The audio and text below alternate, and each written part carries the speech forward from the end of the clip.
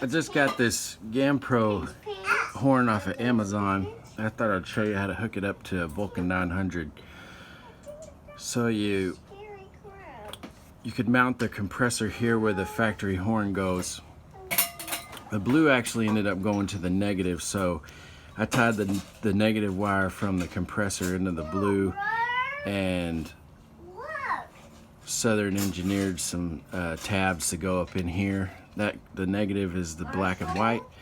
The positive, like switch wire, would be white coming off of the horn, and then it goes to the yellow and black, and then all you'll have to hook up to your battery is the red positive that's already got the fuse on it.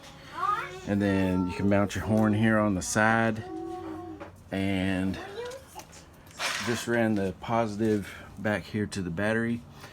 And there's a fella on YouTube that had the correct wiring diagram, so I thought I might share that with everybody to help it out. So there you go.